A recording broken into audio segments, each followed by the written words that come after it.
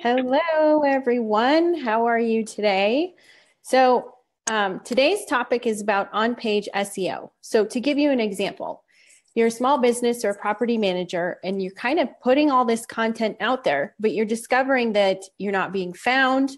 You're not getting website clicks or phone calls, and the content that you're putting out there is not showing up in the search engines. So performing good on-page SEO for your website means making it easy for Google to crawl through your site and love your content and then rank it. So giving attention, it's not giving much attention to the backlinks or other off-page factors. When you have great on-page SEO, you can rank without links for some instances. But if you have poor on-page SEO, that won't help you rank no matter how good your link building is. And so, Ryan, they always talk about how content is king. And content, when people say content is king, they're not wrong, but what they might not realize is that content is king because of on-page SEO optimization. Are you there, Ryan? Oh, hang on. I got it. So I think, can you hear me? Yep.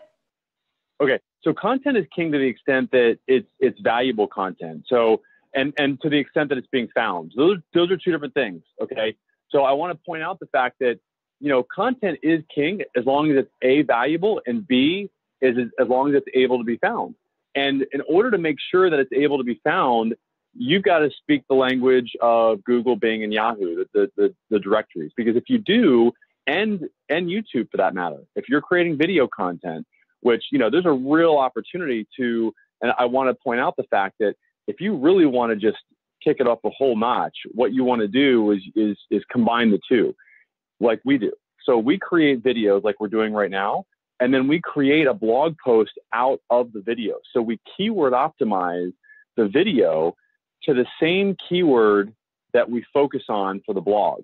And that gives you immediate Google bonus points right there in and of itself. Because if you upload the video to YouTube and you embed that YouTube video on the blog post and you keyword optimize that video towards the same keyword that blog post is keyword optimized for, then that's what we call good on-page optimization. On-page meaning it's on the page that you're trying to get people to find.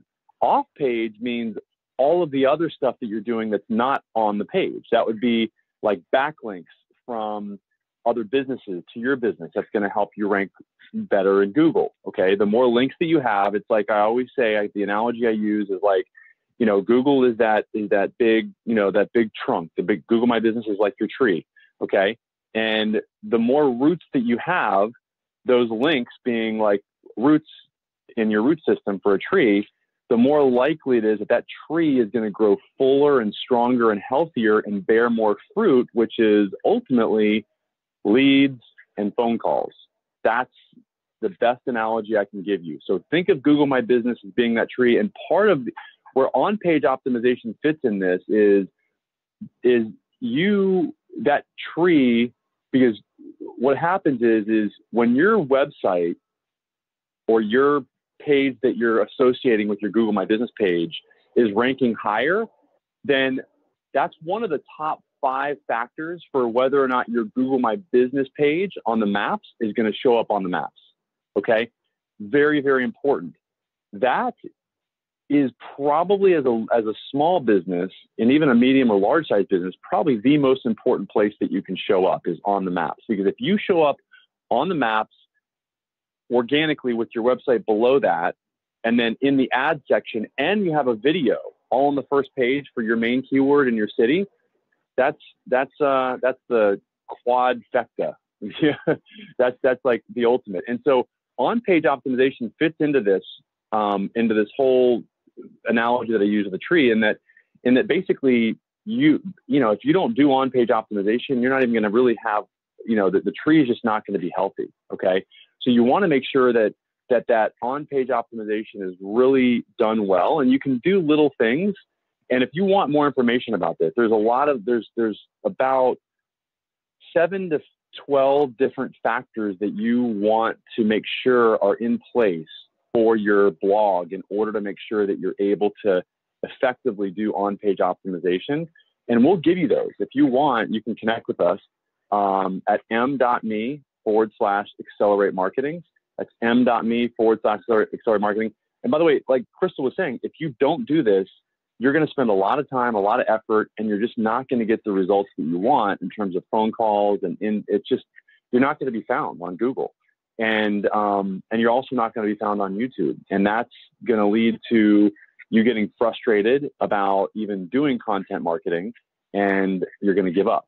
And you're going to miss out on a big opportunity to generate long-term inbound phone calls like we're generating for Empire Industries. It takes a little while.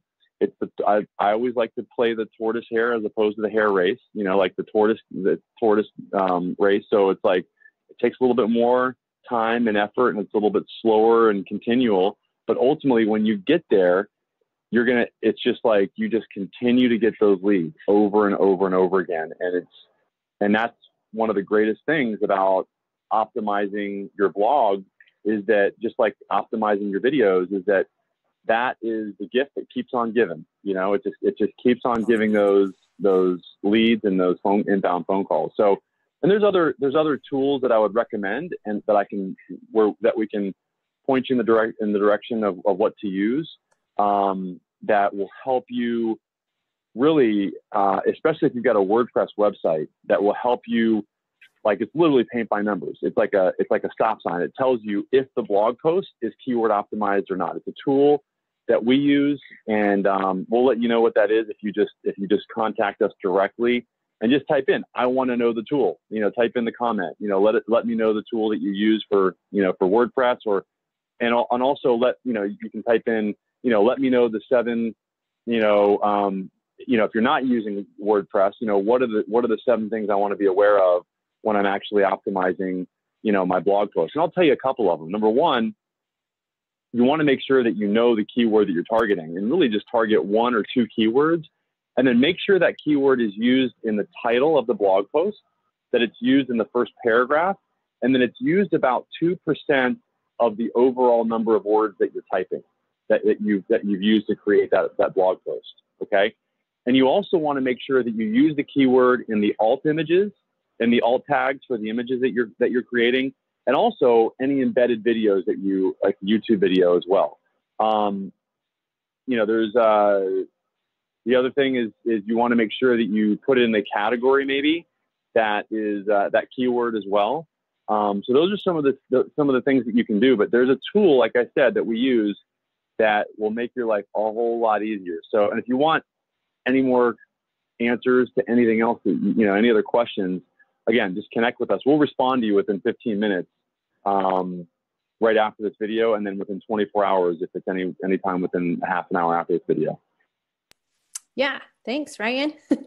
You pretty much answered all the questions that I was going to ask you in regards to does keywords matter, and also content length, which seems to be a lot of a discussion back and forth between a lot of individuals and experts as far as does content length really matter? And it does. And so those were my questions for you today. Let me see. And then, of course, if they want to know the tools, let us know. So looks like we got it covered. Okay. Just to let everyone know that's watching as well, Monday through Friday, we're live sharing successful strategies with you on how to become the go-to business in your niche. And so this week we're talking about local SEO. Next week is Google My Business. The week after that is online reviews. And we may throw in CRM here in the discussion as well, because I noticed there's a lot of questions in that realm of things as well. And I think also, the other thing I want to point out is if anybody wants to get training on any of these topics, we do offer training. We are digital marketer certified partners. So, for $97 a month, there's 11 different, certifications that you can get.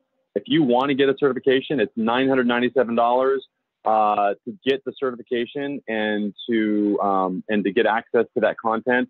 for 6 months so that you can actually take the certification.